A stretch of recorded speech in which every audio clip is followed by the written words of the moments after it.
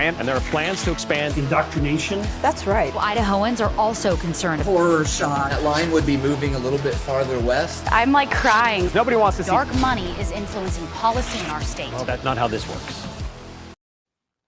Hello there, I'm Brian Hyde. Welcome to Nowhere to Hide. Glad you could join me today, and I'm here to cast some serious doubts on our legacy and corporate media. It's, something I kind of enjoy doing it only because of the many years that I've worked within media, but also I perceive there is a huge need for it. And one of the great examples of this, let me just dive right in. Tucker Carlson announces that he is going to relaunch his program. He was deplatformed from Fox just a few days ago, rather. And look at the CNN headline. I mean, they don't even try to give any pretense. They couldn't even say controversial figure, Tucker Carlson. Nope. Right-wing extremist. I mean, they just come right out and this, I guess that's the label that they're going to go with, is going to relaunch his program on Twitter, a platform praised as the only remaining large free speech platform in the world after Fox News fired him late last month. Now, look, I'm not going to pretend Tucker Carlson is, of course, he's the one man who will save us by telling us the truth. But the guy did speak a lot of truth, more so than most of his corporate media counterparts. And he can tell you from, growing up with a father who was in the media, as well as his own media career, there's a lot of deception that takes place. And it's not so much big, bold, audacious lies. By the way, right-wing extremist, I mean, that's name calling. That's junior high school variety labeling going on there. But it's the omission of facts, or it's the omission of context and perspective that leads people to make faulty conclusions. And the corporate media is planning on you, or they're counting on you, not being inquisitive enough or intellectually honest enough to actually do any of the fact checking for yourself. So kudos to those who find the time to do it and who make sure that people in powerful positions are being held accountable. But don't be surprised now when you see that, anybody who's not doing exactly as we say is now being labeled as an extremist. Let me give you an example of what this looks like. This is an editorial from the Coeur d'Alene Press. Extremism is about to face a serious adversary. I mean, that's a catchy headline, from an atomic headline point of view. Okay, that grabs the listener. Really? What kind of extremism? And who's the serious adversary that it's about to face? Well, this is kind of a fancy way of saying that, boy, we're going to get enough people to finally vote these conservatives out in Idaho. By golly, that's what we're going to do. The editorial says, contrary to popular belief, or counter to popular belief, Idaho's, are you ready for this? Staggering shift to the far right did not begin with Donald Trump's election in 2016. Actually, you know where it began? I can tell you, it began actually long before I was born, probably before you were born as well. It began back when people still had a clear understanding of right and wrong and a willingness to embrace reality, even if reality sometimes wasn't the prettiest thing that was before them. It was only when people started to get into political correctness and identity politics that suddenly, there's a terrible shift to the far right. Other than that, it's normal people. And no, that's not just conservative people. That's normal people who understood that there is right and wrong. There's appropriate and inappropriate. There's decent and indecent. But anybody who acknowledges that today, well, you, my friend, are part of that staggering shift to the far right. Now, they say the seeds of the seismic shift were sown about a half-decade before that. In 2011, the state Republican Party convinced the courts to close the party's primary elections. On the surface, that made sense. Why would members of another party determine who would best represent one's own party? You see where this is going? But the problem in Idaho involves the many unaffiliated conservative-leaning voters. While the state Democratic Party welcomes primary participation from independents, this potentially enormous voting bloc is shut out of Republican decision-making at its most critical juncture, selecting the very best candidates to represent the party in general elections. Now, this has taken a number of different forms, but I've seen this now in a couple of states. Utah, with its caucus convention system, wanted to, there were people who were concerned, well, these delegates are simply vetting the candidates who are, most in accordance with what they believe is right. And in this case, I'm going to use the example of the Republican Party platform. And it's true. Delegates were assigned. This is how it worked. You showed up at your precinct meeting. Your neighbors would say, Brian, we trust you. We trust your judgment. We want you to represent us at the county convention or the state convention. You go as a delegate and make sure that we get good candidates who represent our values. Now, that's not people who are all marching in lockstep, but it's people who have a pretty solid agreement. In this case, again, the Republican Party platform was a pretty good rallying point. Maybe some would disagree with some points and agree with others, but it seemed like a good common ground from which to begin. And at that point, the delegates would go to the various conventions and they would grill the candidates. And they would do this outside of the convention as well.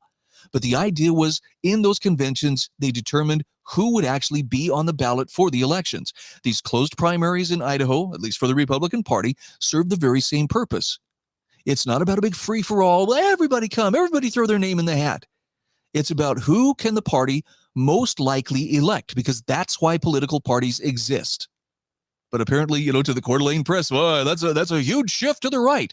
No, it's protection against activism on the part of the left and people coming in and participating in these primaries just to flood the votes with a candidate that really doesn't stand a chance in the general election. It's there to hamstring and to cause mischief, and the Republican Party was right to say we don't want that. So when they say it's the most critical juncture in selecting the very best candidates, it is critical that you select those candidates. And yes, when we operate under a representative government, you are delegating some of that authority to your friends and neighbors who show up for their precinct meetings and then go represent you at the state convention. All right, back to the editorial. What far-right Republican leaders understood back in 2011 was that if they could silence the independent voice in the candidate selection process, independents tending to lean right, but with more moderate views than extremist GOP leaders. That's a false dilemma that they're giving you there. Why, these just independent, moderate people, they just wanted good governance. But no, there were people who would come in and say one thing and then govern very differently. By the way, in the Magic Valley area where I live, this is a huge problem. We have a number of Republican legislators who are elected. Boy, they talk the talk when it's time for election. Well, yes, I'm very pro-Second Amendment, very pro-low taxes, very pro-little government. But when they get to the state house, when they're actually legislating, they're just like their Democrat counterparts. But then again, they say that the far-right Republican leaders understood that if they could just silence those ones who play the game, the politicians will say whatever they have to say in order to get elected and do whatever they have to do to stay elected. Well, then extremist candidates would have a far better chance to advance to general elections. Now, what they're calling extremist candidates, it's a very subjective word. They never really seem to qualify it as, well, if we say it's extremist, you better believe it is. What they're calling extremists, though, for the most part, is, again, people who have principles or people who understand government needs to be limited. It doesn't have carte blanche to do whatever the people think that it should do. There are some things that are appropriate for it to do and right for government to do, and there are things where it really shouldn't be involved at all. And that's an extreme thing, but hey, such are the times that we live in. All right, back to the editorial. And in general elections, Democrats are often overwhelmingly outnumbered, so that's not where the threat lurks. The threat to extremist Republicans is from unaffiliated conservatives supporting candidates who prioritize people over party. No, it's from activists who pretend to be Republican and pretend to stand for the values of the Republican Party and then come in and try to govern as far to the left as they can get away with. Now, when groups like the Idaho Freedom Foundation release their Freedom Index, you get a very clear picture of which candidates talk the talk and which ones walk the walk. Candidates don't like that. For some reason, they think that's extreme. How dare you hold me accountable? But if you're elected to represent people, then there needs to be accountability. And unfortunately, the accountability for far too many people holding positions in government is not to the people who elected them, but rather to the special interests that are going to fund, their reelection campaign. It's a big game. And what the Republicans are doing by keeping their primaries closed is trying to limit the amount of gamesmanship that can be done within those primary elections. Now, the Coeur d'Alene Press says the far-right legislators now in control are so worried about losing their chokehold on lawmaking. That's projection, by the way. We are so worried that we won't get our hands on power that they passed a bill this session to protect the closed primary. Yes, they actually passed a bill that rejected the so-called ranked choice voting. These are the same legislators who keep trying to usurp citizens' right to override the legislature via the initiative process, like the one that expanded Medicaid 5 years ago with 61% voter support. I'm not calling the voters dumb, but I am definitely going to suggest it's a lot easier to fool the mass of voters than it is to fool a legislator who's accountable and who has to study these issues and has to really be fluent in how much, what goes on here. How is this money being spent? How are we justifying the spending of this money? That's tedious. And for a lot of people, no, I just trust them to handle it. And you guys take care of the hard stuff. Don't bother me with it. Well, they're there to represent you. So in representative government, you have got to make sure that you're actually letting them represent. This is not a pure democracy. This is not where 50% plus one get to vote and say, we all think that Bill should give us his cow. And because 50% plus one said so, Bill, sorry, but your cow is now ours. Nope.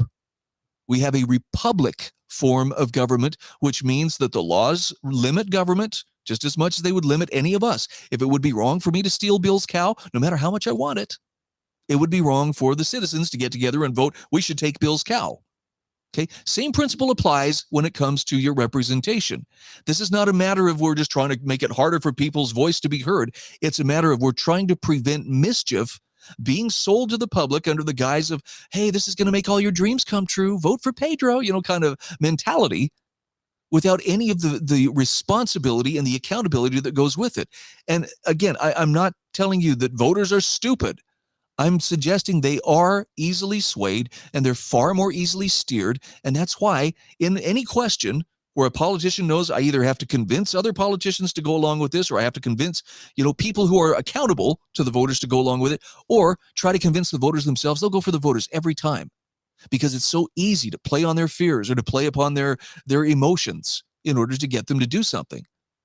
And yes, that applies to all of us. We've all stood in the voting booth at one time or another, looking at the names and going, oh boy, I don't really know about this person, or I don't really know about this issue, but I'll wet my finger and, stick it up in the air and see what way I feel like voting.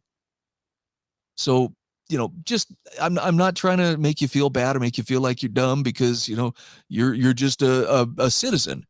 But in masses, people are not as smart as they are individually. And especially where there's accountability, which there is under representative government, you're going to be able to pull a lot more hijinks and expand government beyond what it's supposed to be. Medicaid is a good example of this. How many millions and millions of dollars is being wasted right now because there are ineligible people still on those Medicaid rolls? Just a thought. The strategy is clear, says the Coeur d'Alene Press, if they can shut out independent voters in the primaries and essentially eliminate the only way citizens can veto bad legislation or create legislation that lawmakers refuse to address themselves, then an extremist minority can continue to rule the majority unimpeded. Again, classic projection here. We want the majority so that we can tell you what to do. And as long as this extremist minority is insisting, nope, we have to follow the limits on government, well, that is just too much for the Coeur d'Alene Press editorial writers, among others, to handle. Now, they say, fortunately, groups of Idaho citizens from rank and file to former GOP leaders have joined forces to knock down the walls that now protect extremism in all levels of Idaho governance. On Wednesday, we'll explain how you can help Idaho shed its extremist shackles. Wow, drama much? No hyperbole to be found there. So, if it's really about power, and that's really what this comes down to, is how can we gain more power? How can we convince more people that the state is the answer to all of life's problems? Well, if you can convince them, hey, you voted for this yourself, you want this. But it's not always what the public wants. Sometimes the public is just convinced by power seekers and opportunists that, oh, well, I guess, we all kind of went along with it, so we thought it was the best thing to do. There are proper things for government to do. There are improper things. And the system as it is, but this closed primary, may seem like, well, gee, that's shutting some people out. But if you want to participate, and frankly, I consider myself one of those people who I don't identify as a Republican, but I will register Republican and I will vote as a Republican simply because I recognize that is where my influence can best be felt. I may identify more as a libertarian, or I may identify more as a constitutionalist, but when it comes to where the actual power is right now, it's with the Republican Party. So, yeah, you might say, well, Brian, are you trying to undermine the Republican Party? Yeah, actually I am, to the extent that they don't follow their own party platform.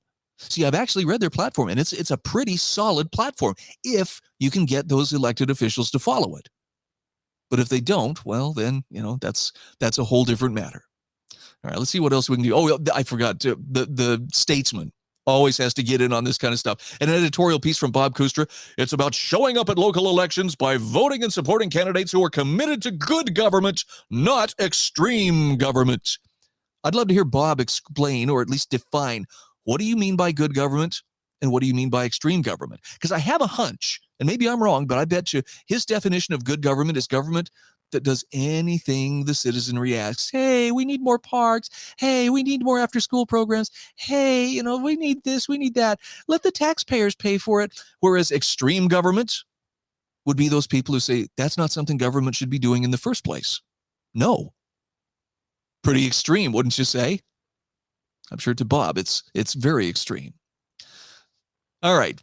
This was a great story from the Idaho Tribune. There's been a lot of controversy over inappropriate materials in the libraries. And apparently there was a meeting in Kootenai County where there was a library debate in North Idaho.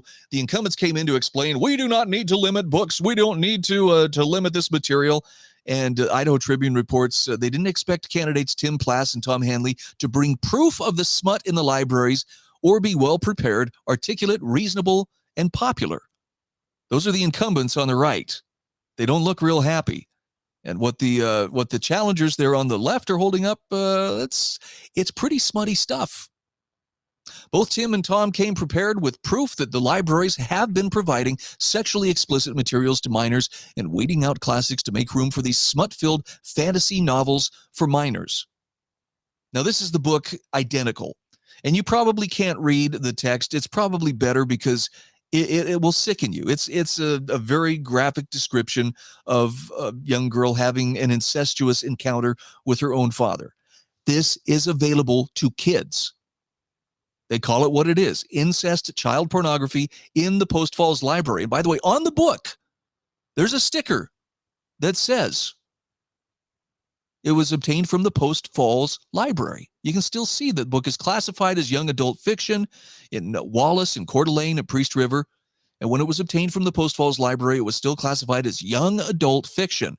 Now, someone here tried to, well, I'm holding a copy of the book Identical that has a Post Falls Library sticker on it. This book isn't even in the card catalog for Post Falls. So where did that book come from? Look at the card catalog, and the only copy the community library has is a copy way overdue at Hayden, and its location is adult fiction.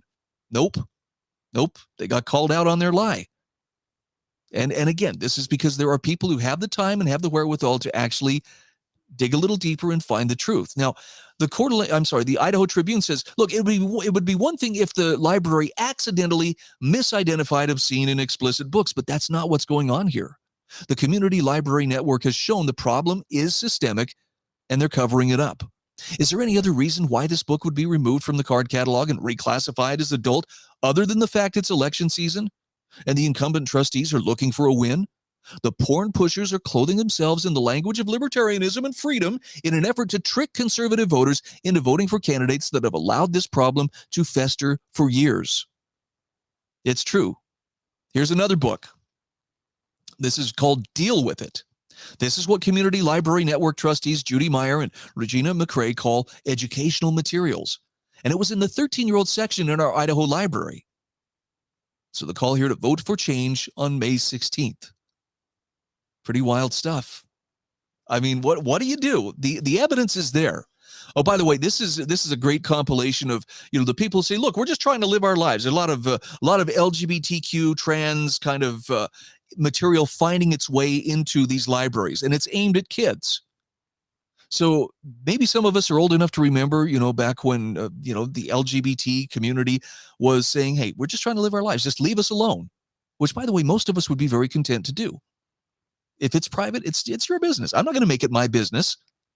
But nowadays, just trying to live our lives also includes and police your speech and use women's bathrooms and shelters and prisons and dominate their sports and call you cis and bleeders and chest feeders and people with uteruses and people with penises and birthing people and abolish the words mother and father and pretend that sex is assigned at birth rather than observed, and to force your kids to validate our identity at school or face disciplinary action and pressure you to put pronouns in your bio to normalize when we do it, and declare that women have penises and men can get pregnant, and declare that men can be lesbians and kick actual lesbians off of dating apps and out of lesbian spaces for not agreeing, and teach kids biological sex isn't real, and have kids at adult drag shows and drag queens in schools and at children's story time and tell the kids they may have been born in the wrong body, and give your kids new names and genders at school without telling you, and take kids away from parents who don't agree that their kids were born in the wrong body, and give cross-sex hormones to any kid who's unhappy with their sex,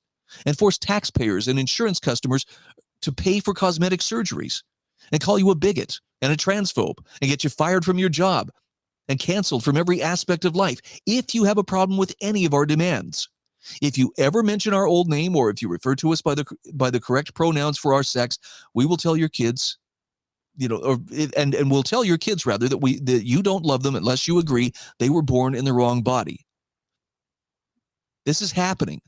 This is like legitimately taking place, and we're supposed to pretend. What's that? Off in the distance, I can hear Jim Jones. There's no evidence. Nobody's shown any evidence that that stuff exists. I don't know. That's a pretty comprehensive list. I don't think it just came from someone's imagination. And again, our corporate media carries the torch for this. Anyone who questions it, what's the word? They're extreme. How extreme for you to believe that reality is men and women are different. They play a complementary role. It requires men and women to procreate, to perpetuate the human race. The most stable environment that a kid is going to find is in a home that includes a loving mother and father committed to one another for life. But we're supposed to pretend that's extreme. What a horribly non-inclusive way of looking at the world. And yet it's the pattern that you can find in virtually every civilization, large or small, primitive or advanced, throughout the history of mankind. Something tells me that maybe, just maybe, all of these journalists aren't playing straight with the truth. So I'll leave you with a thought here from Michael Malice. The battle is won when the average American regards a corporate journalist exactly as they regard a tobacco executive. That's got a nice ring to it. And I think that it's, as a matter of just staying in touch with reality, that's something most of us should probably consider embracing.